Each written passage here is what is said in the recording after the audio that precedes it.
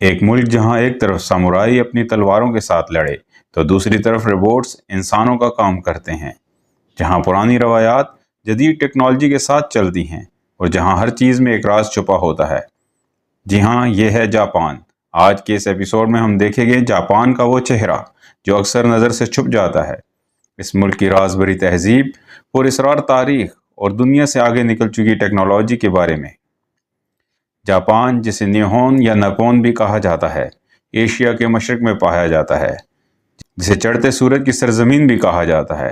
4 بڑے جزیروں اور ہزاروں چھوٹے جزیروں پر مشتمل ہے۔ جاپان کی آبادی تقریباً 12.5 کروڑ ہے اور اس کا سب سے بڑا شہر ٹوکیو دنیا کا سب سے بڑا شہری علاقہ مانا جاتا ہے۔ یہاں ایک طرف پرانی روایات ہیں تو دوسری طرف دنیا کی سب سے تیز ریل گاڑیاں، ایڈوانس روبوٹس اور AI سسٹمز، لیکن اس ترقی کے پیچھے ایک گہری تہذیب اور پراسرار تاریخ چھپی ہوئی ہے۔ جاپان کی تاریخ میں ایک اہم کردار ہے سامورائی۔ سامورائی وہ جنگجو تھے جو ایک خاص اصول پر زندگی گزارتے تھے۔ بوشیڈو یعنی وارئرز کوڈ آف آنر، ان کا ایک ہی مقصد ہوتا تھا: وفاداری، عزت اور قربانی۔ پھر آتے ہیں ننجاز، ایک ایسی خفیہ فوج جو اندھیرے میں کام کرتی تھی۔ ان کی زندگی، تربیت اور مشن اتنے پراسرار تھے کہ آج تک ان پر فلمیں اور کتابیں لکھی جا رہی ہیں۔ اس کے علاوہ جاپان میں ہزاروں شنٹو شرائنز ہیں جہاں لوگ کامی یعنی روحانی طاقتوں کی پوجا کرتے ہیں۔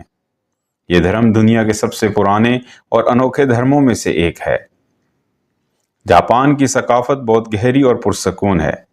ٹی سیریمنی صرف چائے پینے کا طریقہ نہیں بلکہ ایک عبادت ہے۔ ہر حرکت میں ادب، ہر لہجے میں سکون۔ اورگامی، کاغذ کو موڑ کر فن تعمیر بنانا۔ اور زین بدھزم، ایک سکون بھری زندگی گزارنے کا طریقہ۔ ماؤنٹ فوجی، جو کہ ایک آتش فشاں پہاڑ ہے، جاپان کی روحانی پہچان ہے۔ ہر سال ہزاروں لوگ اس پر چڑھائی کرتے ہیں، ایک روحانی تجربہ سمجھ کر۔ اور پھر ہیں گیشاز، جنہیں لوگ اکثر غلط سمجھتے ہیں۔ گیشاز اصل میں فن کی شہزادیاں ہوتی ہیں، موسیقی، رقص اور ادب میں ماہر۔ دنیا کی سب سے تیز ٹرین شنکانسن، جو گھنٹوں کا سفر منٹوں میں طے کرتی ہے۔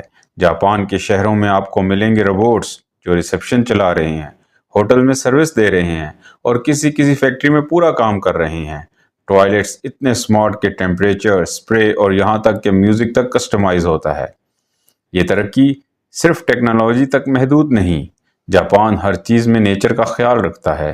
شہروں کے درمیان باغ، سمندر کے کنارے چلتی ٹرینز اور ڈیجیٹل سکرینز کے بیچ کھلتے ہوئے پھول۔ 6 اگست 1945 ہیروشیما، 9 اگست 1945 ناگاساکی۔ یہ وہ تاریخ ہے جب دنیا میں پہلی مرتبہ ایٹم بم گرا، لاکھوں لوگ جان سے گئے، شہر راکھ ہو گئے۔ مگر جاپان نے صرف دوبارہ خود کو کھڑا نہیں کیا بلکہ دنیا کا سب سے امن پسند، سب سے ترقی یافتہ اور سب سے زیادہ ڈسپلنڈ ملک بن گیا۔ آج بھی ہیروشیما پیس پارک میں لوگ آ کر دعا کرتے ہیں کہ ایسا کبھی پھر نہ ہو۔ جاپان اب صرف روبوٹس بنانے والا ملک نہیں، یہ چاند پر کالونی، فلوٹنگ سٹیز اور AI بیس سوسائٹی ڈیزائن کر رہا ہے۔ جاپان کا سوسائٹی 5.0 ویژن ہے جہاں ہر شخص کی زندگی سمارٹ اور سسٹینیبل ہو۔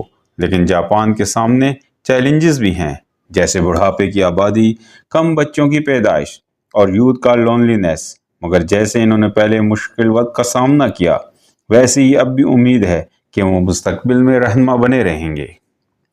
جاپان ایک مثال ہے کہ تاریخ کی راکھ سے دوبارہ اٹھنا ممکن ہے، کہ روایت اور ٹیکنالوجی ایک ساتھ چل سکتی ہیں، اور کہ ادب، تہذیب اور ترقی اگر ایک ہو جائیں تو ایک بہترین سوسائٹی بن سکتی ہے۔